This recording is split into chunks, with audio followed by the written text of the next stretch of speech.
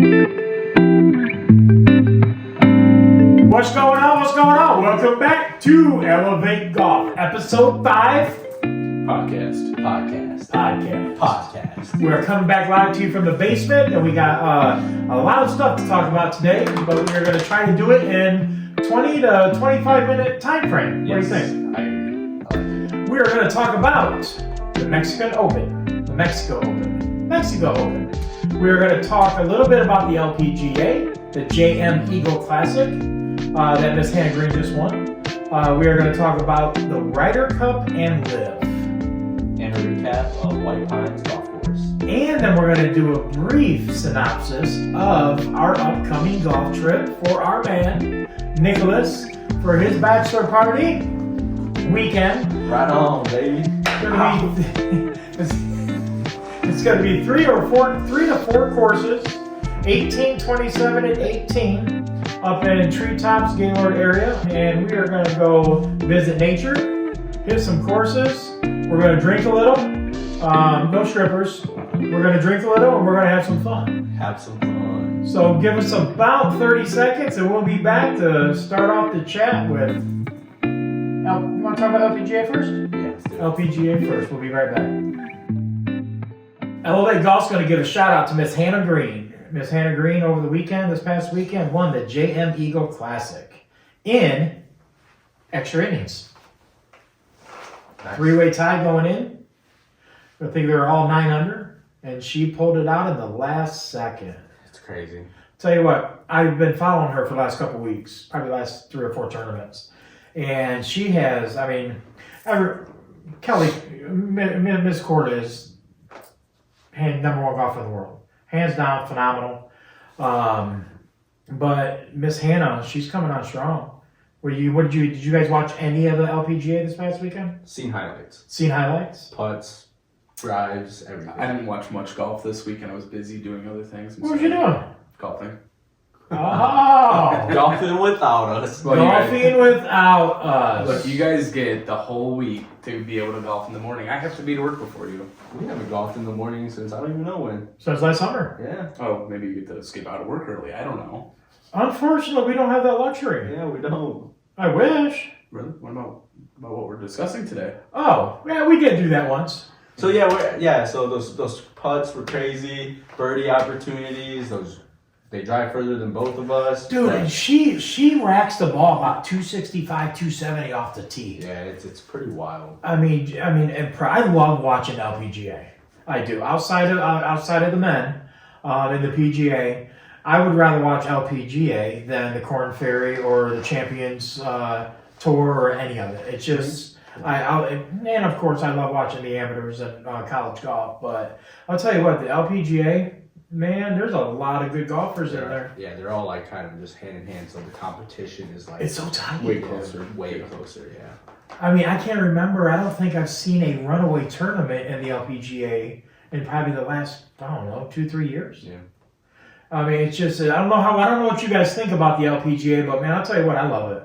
It's fun to watch. Yeah. And I think it needs to get more publicity and more television, TV time. I really do. Eventually, I think they'll. Because I think, they're on Peacock here and there, but they just get drowned out by the guys. And they're so fun to watch. If you haven't watched any LPGA tournaments, man, I'll tell you what, you need to watch it. Yeah. You really do. Now I'm going to ask you guys a couple questions. Let's go. We all watched Full Swing. Phenomenal Netflix series. You got a little bit of an insight of why the guys left. And a couple of the guys were still ranked in the top 10, top 20 when they left. I've said for a long time that they left because they can't win anymore. Yeah. Or they can't compete on a daily basis. Well, Brooks kind of proved me wrong on that aspect at the Masters. Yep. But with only golfing 54 holes, is that the reason why he couldn't finish on day 4 at the Masters? Fell apart, didn't have stamina. Who knows? We'll never know. Right. But should they... I'm kind of torn, and I'm going to ask you this. Should they be allowed to have dual citizenship in LIV and PGA and participate in the Ryder Cup? when I look at it in a, I guess, business eyesight, it brings the drama with it, which causes the actual competition to be put out on the map a little bit more. So in that aspect, yeah, why not? Because it adds that little drama to it, and you know, LIV versus PGA or whatever it may be. And yeah, I think they should be allowed. That's kind of the way I see it. But at the same time, I don't, because you went to this program because money. Not gonna sugarcoat it, money. Well, let me ask you this question. If I came to you and offered you 2 times your salary, said you only have to work 4 days a week and you don't have to work past 5, would you leave? I guess you just look at it in the different situations, family-wise, things like that. I mean, I don't know. Would I? Would you? I've been wanting to have this conversation forever because I'm anti-LIV. I have been. Just because of how it went down and where the money comes from. And, you know, it's just, to me, for the longest time, they sold out. Yeah. But well, what's your insight on this? I think it all comes down, and they said it a lot on the Full Swing series, is what is more important to you, money or legacy? Right. And if your goal is to win majors and win tournaments and be in the Professional Golf Hall of Fame, then you stick with PGA because that's where you achieve that. I think it was ultimately your decision to go to LIV. I think it made the Masters 10 times more fun to watch. Oh, 100%. And I think it'll make all the majors a lot more fun to watch than what they were in the past, having that, you know, everybody kind of has that chip on their shoulder from both sides because they don't want to let them win and they want to show them that they can still be better than them, right? But yeah, I think the legacy or money, what's more important? Or is it time with your family? You don't have to play in as many tournaments and you don't have to play as long in the tournaments, right? I mean, it's significantly less. Because I think they just were in Singapore. The winning team won, I don't know, some astronomical amount of $4 or $5 million, whatever it was. Yeah. On top of their big guaranteed contracts and salaries that they all got. I guess to me, it's where is the desire and the inspiration to actually, I mean, you just got a 40, 50, 70, $100 million contract just to show up. What does that $4 million, $5 million purse mean? Are you really going out there to compete, or are you just going out there to have fun? Have fun, play golf. I think that one is more. I think LIV was more for fun. You know, even as a fan, you go. You don't have to be quiet during people's swing. Music's blasting. Yeah, you get kind of rowdy. Ultimately, it's more of like a NFL football game atmosphere versus the PGA atmosphere. I think I'm not against it. I don't think that I would ever take the time to go see something like that. I never watched it on TV. I think it's boring. But I can understand their viewpoint in wanting to go do that, but still want to compete in some PGA tournaments. Okay. I don't disagree with that. Well, let me ask you this question. There's a lot of European players and American players. Ryder Cup's coming up. Mm-hmm. And they're probably going to get ousted because they play in LIV. Right. A lot of them just got sued from the DP World Tour. And who knows what that's going to blow up to be.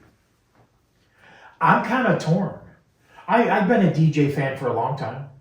And I was really on that Cam Smith hardcore train before he did what he did. Right. Out of all the golfers, Phil Mickelson, yeah, his legacy is there. You know, But is it tarnished? Definitely, because how he did it. Because he spoke against it and then went turncoat. Right. So, I mean, he got banned from the U.S. Open, I think it was that year, because he was so outspoken on blood money. Right. Oil money, that type of shit that was going on. He got banned, didn't go, or maybe it was the PGA, he didn't go back to defend his championship. So, at what point did that really tarnish him? Now, Cam Smith, out of all of them, puzzled me the most. Me too, 100%. Because he was the next big thing. Right. He would be hand in hand with Rambo right now. Yeah. And I love that they call John Ron Rambo. But, you know, Yeah, that was definitely the most jaw-dropping wow. one because he was rocking and rolling. And then you just win the British Open? Right. and then you bounce a week later. That's just crazy to me. Yeah. Should they be banned from the Ryder Cup? I do not think so. No. And again, I think it all comes back to the competition that it brings. Yeah, that's where Because all they're going to do is replace those guys who a lot of them are still top 50 players in the world.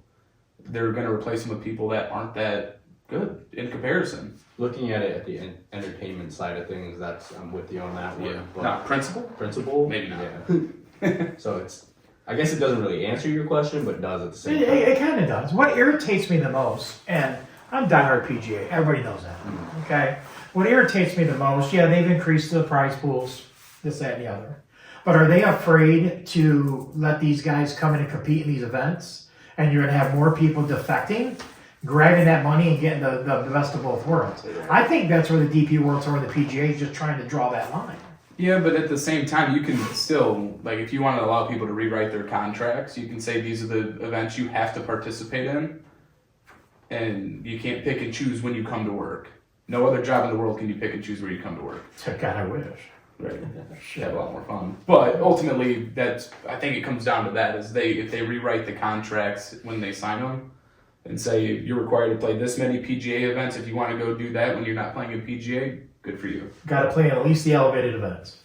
Yeah. Unlike Rory McIlroy, I'm glad he's going to be playing at the Wells Fargo Classic, so that's good. But he just got fined $3 million because he missed his second elevated event of the year. Right. Does that take somebody like him that has a legacy? Does that piss him off enough to say, I'm not the face of the PGA, I'm bouncing, I'm out?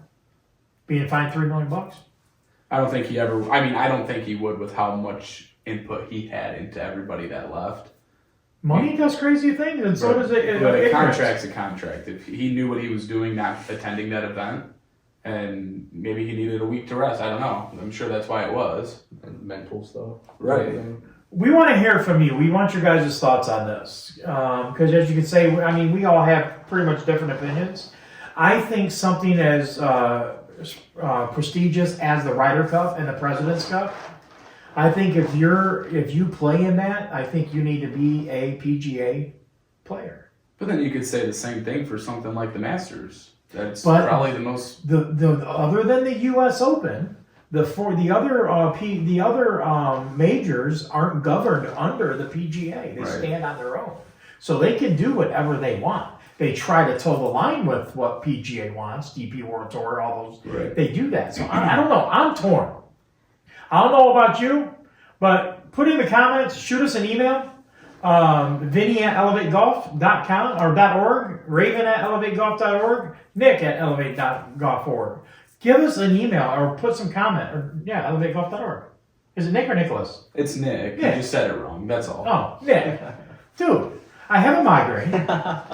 Works on my nerves. I'm having a blast. I'm about to have some wine. And, Before we switch topics, I do agree on what you're saying, too, about the whole LIV and PGA thing. Because I look at it as I'm sitting here thinking about different sports that have kind of the same thing, but just different organizations within it. Yeah. They're all separate.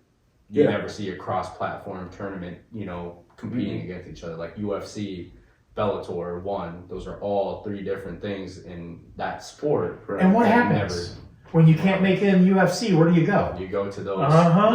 100%. Yeah, no, yeah. From your outlook, yes, I agree with you, but the competitiveness portion of it, it's already happened. So it's already there. And now it's the drama that comes with it. The media. So, I want a 10-on-10 tournament. That'd be. PGA's best 10, LIV's best 10. Head-to-head, mano-a-mano, and go after it. And decide if LIV wins, they're in. If not, they're out. Tell me that. Come on, PGA, come on. That'd be cool. I'll set it up. Let's do this. I'm telling you, that'd be fun. But, yeah. 10 versus 10. It'd be definitely something everybody would Like a match play style. Yeah. That'd be feel fun. like everybody would watch that. I would watch that. I would watch that. Yeah. That would be highly that would break records. Mm-hmm. Oh, 100%. But, yeah, so there's that. I'll tell you what, this past weekend was a fun tournament. There wasn't it wasn't full of stars and it wasn't star-studded or anything like that. But I would love to have seen Rom if he could have really been on his game Thursday. I mean, he still shot, I don't know, what, 3-4 under for day one? Dude, Something like that. Smotherman came out and just crushed it. It was like 7 or 8 under after the first 18 holes. But I'll tell you what, Finau, man, I even put it on our Facebook story. His entire story just fascinates me. And I love that his wife and the kids, she homeschools now, put them all out of school, and they travel with him. But I'm going to tell you what, watching those two come down the stretch, shot for shot, you know, John missed a few putts that could have probably put him closer into it, but Tony never just dialed collapsed. He Seriously. never collapsed. And he normally does. Historically, if you watch him on Sundays, he Especially when he's playing against the big boys. right. But he is one of them, and he just has to. What he did this past weekend, just finish. Yeah. Is to finish the round. He just and he did. never lost it. It No. just was dialed in. Never got rattled each one day. bit. Yeah. Still love John Rahm though. They're two of my favorite golfers. Such a phenomenon. Now, I mean, he is. You shoot a 61 course record. Yeah.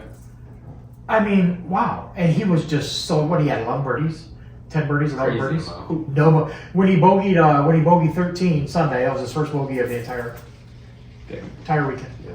And that kind of just slid down, and then he just couldn't.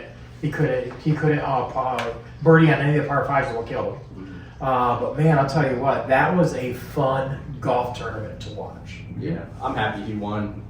Became a huge Tony fan over the year, not years, but the year. Right. And just following his wife on TikTok and seeing the back end things, like where they're in the hotel, she's picking out his outfits and things Absolutely. like that. Like he's a humble human being. You don't see him Right. much on the news, No, but when you do, But he didn't come from a lot either. Right. So I mean, at that point, you have a lot more to play for, you know. Oh, he wait. wasn't privileged growing up. absolutely. Hitting golf balls, bought all of his shit from Goodwill, Mhm. and hitting. Did you see the one where the whole garage door was Yeah, dented yeah. with balls because they had mattresses and shit up there? I mean, what a feel good story, and he's flipping good. Right, he's phenomenal. And I saw a thing on Facebook today. I don't know, you might have been the one that posted it, to be honest with you, but after he won, he went back out onto the par 3 course. Oh, and was caddy for his son. all of his- For his kids, yeah. Like- I mean, who does that? Not anybody. No. And I mean, between John and just watching him, when John finished and marked shot his shot, and then Bahita. Wow, I've been Oh, following yeah. this kid for the last couple weeks too. I mean, he was second at the Puerto Rican Open. He was 17th at the Masters. He was 24th somewhere else. He just finished 3rd here, and he doesn't have no exemption status. He's fighting into these tournaments. Right. He's hanging. And with the he's big hanging boys. with the big boys, and I'll tell you what, his little poofy ass mullet that he's got Yeah. going on in the hat, and I mean, but man, he is a good. I like what I'm seeing with him. Going into Sunday tied with Rahm, like that's gotta feel good. Oh yeah, and then Just you had won the Ben Wu. Masters. Yeah. It was so funny at one point during the tournament because those three went into a playoff last year. Finau, Rahm, and Ben Wu. They were all in the playoff that John ended up winning last year, and then all the way up until I think he did that double bogey. They were the first three. Then Bahita came up out of nowhere, just lights out. Lights out. But I'm going to tell you what, that course, did you know that course is open 24/7? I don't know. Because it's a lidded course at nighttime. You can go off that course at That's nighttime. awesome. When do you want to here? I know, that'd be sick. Dude, the Salinas group, I mean, they are doing a lot of good things in Latin America and Mexico. And just what they're doing and teaming up with the PGA like that and bringing that game to Mexico and the entire Latin community is lights out. Just awesome. I love it. But overall, happy for Tony. Congratulations, and we want to see you win more in the future. Absolutely. Because it's like cool. John's, he's got his moments. I mean, he's already headlined of basically golf right now. But just to see Tony trickle in there, and Oh, yeah. get a little bit, I love it. And John just eclipsed in April the money record for a year. Yeah, wow. Now you got to think about this. This is how underpaid the PGA has been for many years. I mean, look at Tiger. Never made $14 million in purse in an entire year. And John's got $14.8 million and 4 wins and I think 4 top 10s and whatever the number actually is in 4 months of play, and he's already eclipsed the money record that I think Scotty had last year. Yeah, I mean, I wouldn't say underpaid. Shit. But to go back on our first But yes, topic, in it's- comparison. yeah, it's You go 4 straight days, and you understand. Other than a couple handful of people, these guys are actually in the town where they're golfing in Monday night or Tuesday, and they're hitting practice rounds. Mhm. I mean, they're working. Mhm. I mean, I think $1.3 million is a little shabby to win a tournament, Yeah. but it's an up and coming tournament. Right. So Sponsorships pay for the differences. absolutely, Legacy. 100. Oh, So- absolutely. So, okay, we got a couple more topics, and we'll be back in about 30 seconds to wrap up this show for the day. We're going to talk about White Pines, and we're going to talk about Gaylord. Did I miss anything? Oh, What I missed? Nothing. Come on. You're good, you're good. What I missed? Just that city name is just so interesting. Gaylord, Michigan. Yeah. Peace out. We'll be back in 30.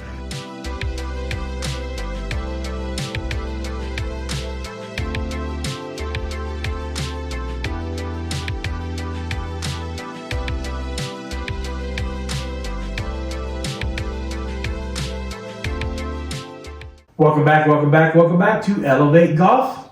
Podcast. Podcast. They're about as dry as a popcorn fart. What do you think? Comment on this shit. I want to know. What's a popcorn fart? I don't know. My dad used to say it a long time ago, so Yeah. I I was just, gonna let it roll. just one of those things Popcorn that fart. one of those things that always stuck with me. Oh shoot. Okay. Welcome back. Welcome back. We got what's your name? We got Raven, Simon. Nick, and Vinny coming at you for the next 10 minutes. First, before we get into White Pines and Treetops, we're going to give a shout out to our sponsors. Bond Unicorn Marketing, come back for episode 5. Thank you. We appreciate you. If you guys need any type of website build, SEO, SEM, content creative, anything like that, just go on our website. You'll see it. Go on. I mean, they even do Jim White Toyota and Dave White Acura's websites. They do multiple people's websites in the Toledo area. You need to check them out. They do a great job. And our friends are back from Nick and Chips. Nick and Chips. Go see Brady on Central Avenue. I'm telling you what, anything quick, easy, they got your back. Give Brady and his staff a call, and we appreciate you coming back for episode 5. Nick and Chips on off of Central Avenue. Come on out. And we'll have their information on the back side of this. So you can give them a call, their email, so on and so forth. But we appreciate both of you for trusting in us and helping us grow this. So we appreciate it.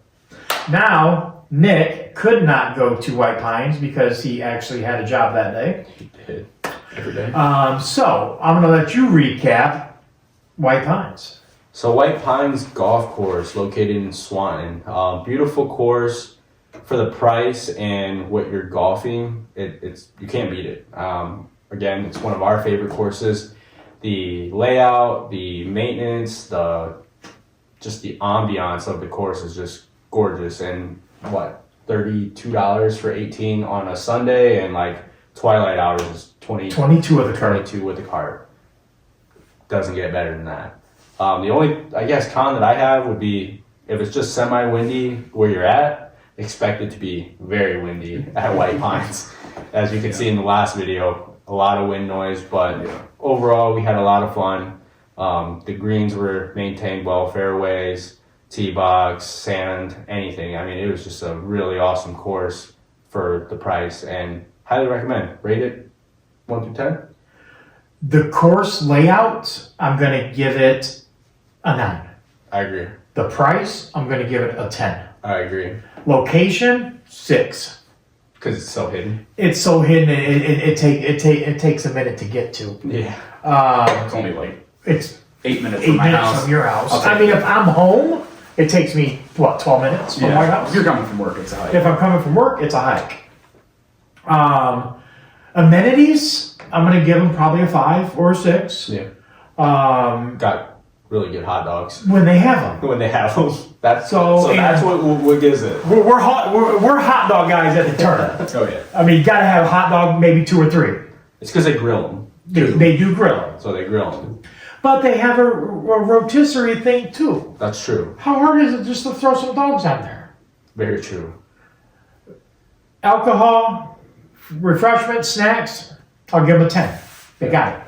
But you got to get more food out there, especially for big guys and hungry guys and guys that like hot dogs. And if you're somebody who golfs on the range before your round, I'll give that a solid 6. Yeah. It's clean, but it's not really long, because then on the back or the front 9, the last hole, you got a bunch of range balls flying at you anyway. So, that is true. but other than that, it's for the price. I recommend. And difficulty, I'll give it about an 8 Yeah. for a public course. Yeah. Because it literally gives you everything you want. Yeah. Water, sand, trees, wind, whatever it is. And it's and beauty, I'm gonna give it a 10. Yeah. Hands down. What's your thoughts?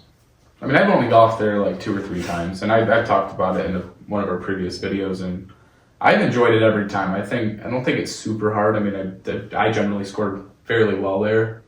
There's a couple holes that get you, but I mean, I'd give the difficulty more like a 7, Okay. 6.5 maybe. Okay. But everything else is always good. The people that work there are super friendly, and They are really nice. like Raven said, they're on top of things. You know, the course is well taken care of, which is absolutely. critical, especially in this area, because there's a lot of people that golf out here. I'll tell you what, especially when it's cold. Oh yeah. We're food snobs. That's why we're giving them that on food. Because we like hot dogs. We do. Especially Good golf. hot dogs. And when they have hot dogs, 10. Yep. 100%. They had them when I went last time. Did they? You and I went. Yeah, they did have. Yeah, I got 2, and I really probably should have gotten 1 because they were pretty massive dogs. I just got hosed. That's Cool. okay though. Cool thing too about the course is if it's super busy, they have rangers out there kind of keeping the pace of play up. They do keep pace of play up. Yeah, so shout out to White Pines Golf Course. Highly recommend. County Road 2 Yes. in Swanton, Ohio. Not State Route, County Road 2. County Because Road somebody already checked me on that one. So yes, highly recommend White Sure. Pines Golf Course. But yes, highly recommend. 10 of recommendations, 100%. Yep. So now we're going to finish with Wine. No. bachelor party. Oh yeah. Forgot about that. We're going to have a lot of that too. Yeah, we're gonna have a lot of that. But we are going, like we talked about earlier in the episode, we're going up to Treetops. We're golfing 2 courses at Treetops Resort.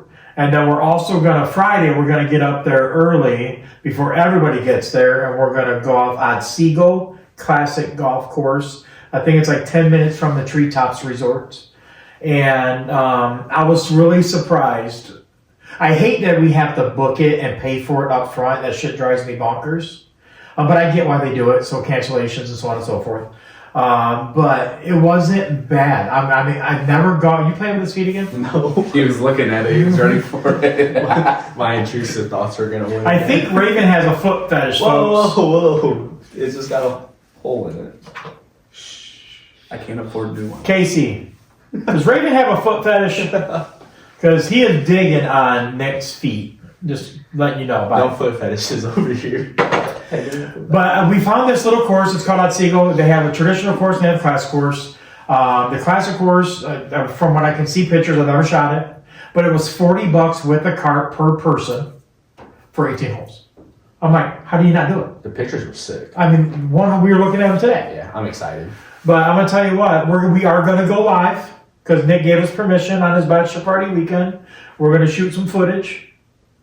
And we're going to get some good scenery shots, and I guarantee you, because there's going to be alcohol involved, we're probably going to have some good bloopers out of this. Probably. What you think? Guaranteed. Hands down, guarantee it. As long as the snow's gone, I think it'll be fun. They got 4 inches of snow yesterday and today. Plus. So, plus. That would really suck because all these rounds of golf are already paid for. Right. Well, And we're driving 4.5 hours. 4.5 hours to go up there. So. To golf, specifically to golf. But I guess we'll just go buy green and black golf balls and hit them into the snow. we did it at I Bedford mean, Hills. the temperature is going to be warmer over the next few days, so I hope it melts down. I mean, I feel like the majority of it will be gone. If we can't golf, I guarantee you we're going to find some shit to do. Because I am bringing cards and I am bringing poker chips. Okay. So, stay tuned for a Treetops excursion because it's going to be awesome. What do you guys want to end the night with? Wine. Wine and dine. Lewis and Martini Cabernet, Sonoma County. This is a 2019. Again, everybody knows it's all about the dryness and the full body of wine. That's why we chose this one. The flavor profile is just absolutely phenomenal. You can find this at any beverage center. It's about $17 for a bottle. You can get it at a restaurant. It's like 40, 45, somewhere around there. But if you want a nice, dry, full-body cab, bam. I picked this one up at Joseph's Beverage Center. So give it a whirl because it is absolutely phenomenal. $18 at Joseph's Beverage Center. Are you boys ready? I'm ready. Nick, so this is episode 5. So how's your palate coming along, wine-wise? You want to tell everybody what you did, or do we already cross that? We talked about Did it. we talk about it? Yeah. No, I don't mind it. I think it's good. It's not my go-to. I prefer Miller Lite, but it's all right. We're working on them. It's getting better. Just wait. Well, Gentlemen, everybody that's watching, I am literally having fun with this. Having a blast. And just to be able to hang out with these two, even though I see them 10 hours a day, but you just be able to get out of, work life and the monotony of what we do for a living. It's just fun to come down here, chill, talk to you guys, talk about what we love outside of our families is golf. We enjoy playing as much as possible. And just to be able to come down here and chill and talk to you guys for 20, 30 minutes has just been an absolute pleasure on my end. 100%. yeah, it's been a great time. So we hope you're enjoying it. If you do like it, or if you have a golf lover that you know, please send our stuff over to them. If they like it, like on it, they want to subscribe, we appreciate it. ElevateGolf.org, www.elevategolf.org is our website. It is up and running. We're about a week behind on the apparel, but it should be up hopefully by the middle of May. Golf towels, hats, pullovers, polo shirts. We're going to have golf balls on there here soon. We're working on our golf bags. And again, there is nothing on this site that's going to be over $30 apparel-wise. Golf bags, of course not. But $29.99, what you got there. $14, $15, what he has on his head. And if you want to support us, we really appreciate it. We'll have it out to you in no time. And it's all of it's done by people locally. Yep. So the company that we're using is based out of Maumee, Ohio.